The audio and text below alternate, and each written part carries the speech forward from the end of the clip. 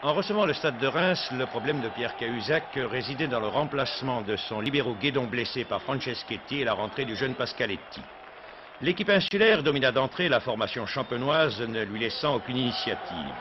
Cette oppression pratiquement constante eut un aboutissement logique après moins d'un quart d'heure de jeu. Zimaco effectuait un slalom dans les 18 mètres et d'un tir tendu trompait le gardien Christian Laudu. Bastia 1, Reims 0.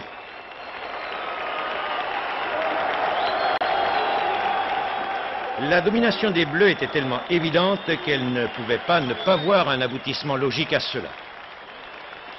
À la 30e minute, sur une ouverture lumineuse de Zajic, Orlanducci en bolide parachevait l'action d'un tir victorieux. Bastia 2, Reims 0, nous allons revoir ce tir et ce but.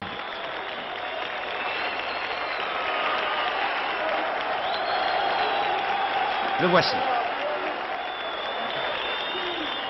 Le 2-0 était le score sur lequel était sifflée la pause par M. Vautreau. À la reprise, l'absence du catalyseur et poumon de l'équipe se fit lourdement sentir. Cela était prévu.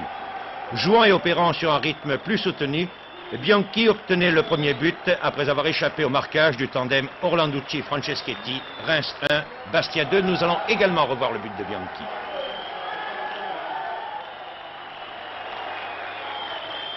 Les Bastiais réagirent alors afin de ne pas être rejoints sur le fil par cette équipe difficile à manœuvrer.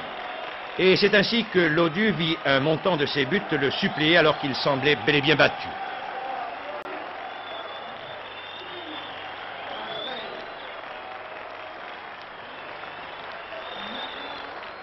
Suivez bien cette action.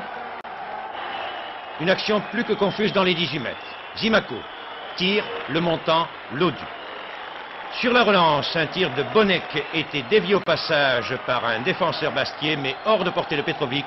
C'était l'égalisation de l'opportunisme et de la réussite. Reims 2, Bastia 2. Ce fut en fin de partie un pressing effréné des hommes de Pierre Cahuzac.